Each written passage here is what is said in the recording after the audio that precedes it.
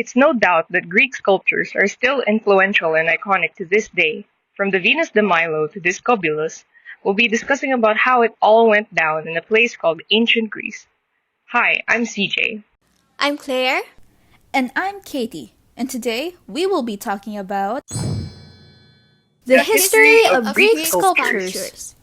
Now, to start off, a little bit of historical context regarding ancient Greece. Historians generally place ancient Greece at around 700 BC, but before that, there was Mycenaean Greece, which existed from 1600 to 1100 BC. But because there was so much chaos from war, especially the Trojan War, the Mycenaean civilization collapsed, and what came about was a period called the Greek Dark Ages, where very little, especially in forms of art, was created, and this lasted for a few centuries. Then, when city-states started being created at around 900 BC, early archaic Greece was established, and ancient Greek art started properly emerging as well. The practice of fine art in ancient Greece evolved within three periods, those being the Archaic period, the Classical period, and the Hellenistic period.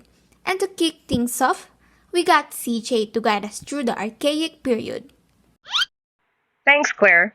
The Archaic period is considered a period of gradual experimentation, because during pre-archaic times, the region was suffering from famine, social unrest, and even forced emigration.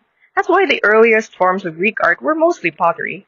Often using large vases and such, this was the art form that survived and persisted the most compared to paintings and sculptures. However, that didn't mean paintings and sculptures didn't survive completely. Given the intense course of events that occurred back in ancient Greece, their return to making art, in a way, was a sign of humanity recovering from conflict and violence. Since this period was recovering from numerous devastating events, the art style was very experimental, with pottery first coming about as recycled Mycenaean pottery, and three pottery art styles were developed, which were proto-geometric, geometric, and oriental. Proto-geometric pottery consisted of simple linear designs, which then evolved into complex designs of triangles, zigzags, and, you guessed it, other geometric shapes, aka the geometric style. Finally, the Oriental style drastically changed, gathering influence from the East and focusing on curvilinear designs, showing creatures like sphinxes, griffins, chimeras, and other animal-like figures.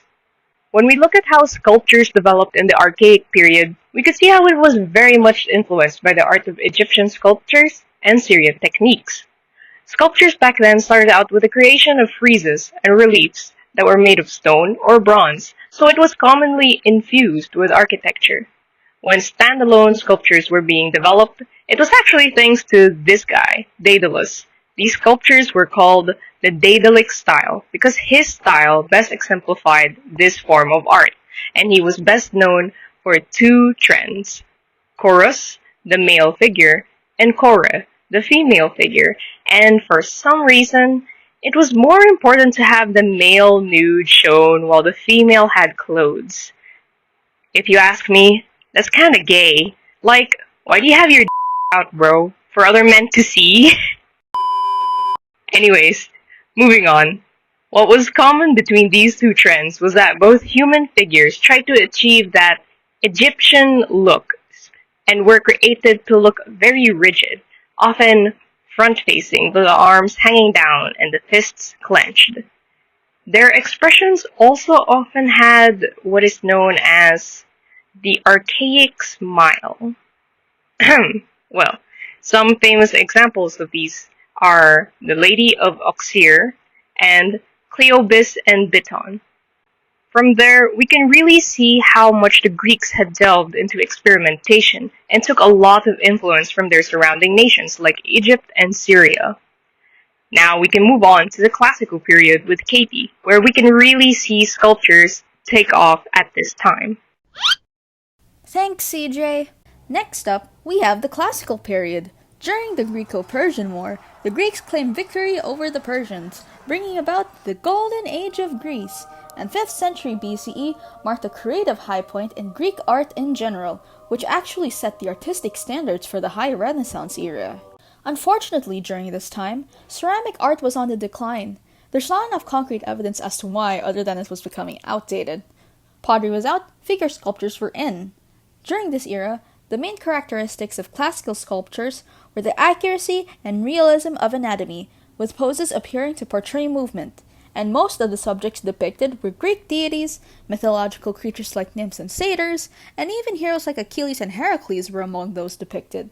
In addition to religious icons, athletes of various sports were also carved out. So art didn't just flourish, but also became more refined during this time. But like the building of Rome, it didn't become like this in a day, which is why we can further divide Greek classical sculptures into three sub-periods: early classical Greek sculptures, high classical Greek sculptures, and late classical Greek sculptures. Now, to not overload you guys with technical terms, don't you understand? My brain is full to bursting!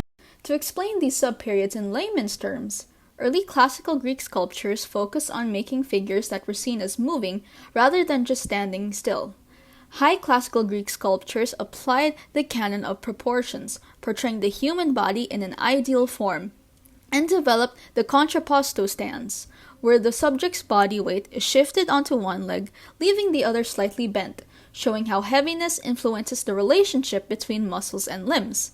Finally, late classical Greek sculptures created their figures to be seen as fully three-dimensional forms, which could be viewed from any angle.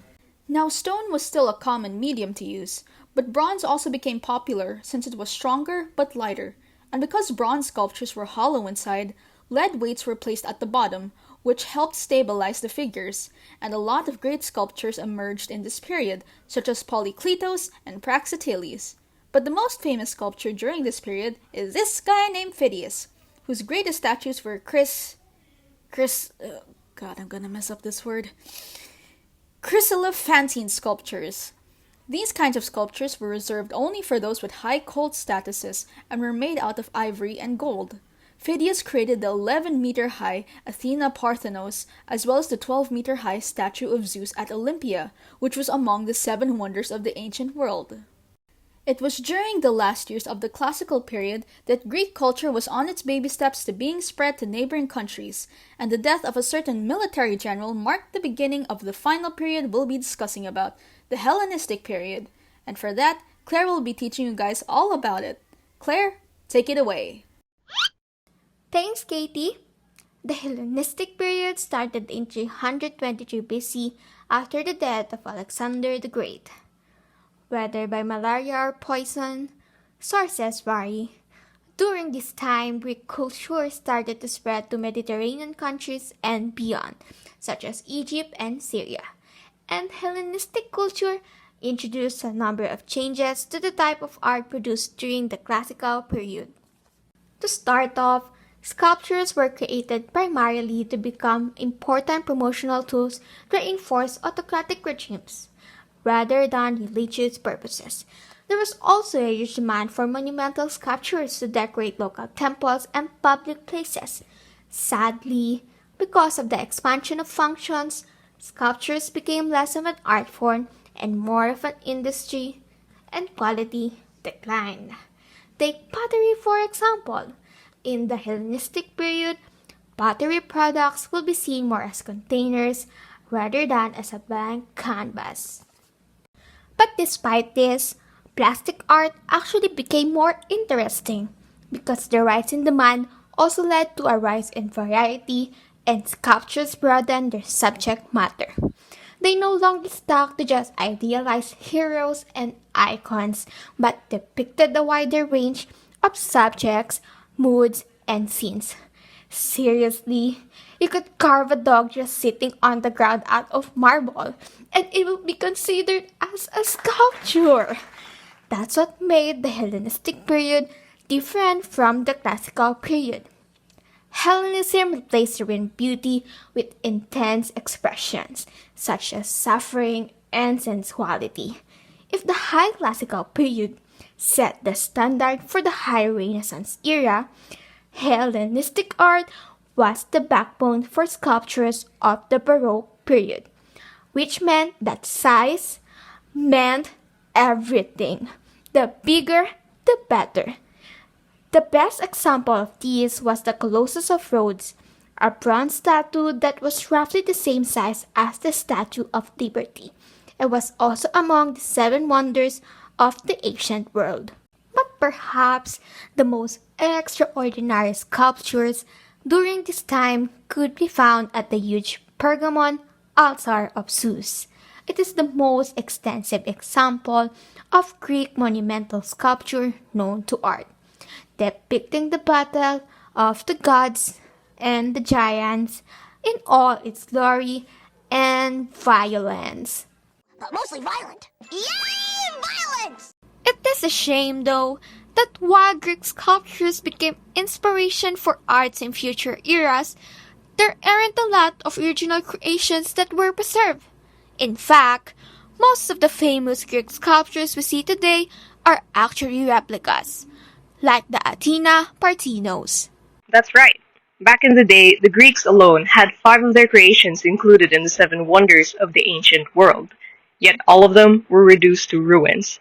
And in the case of the Colossus of Rhodes, melted down to make bronze coins and weapons.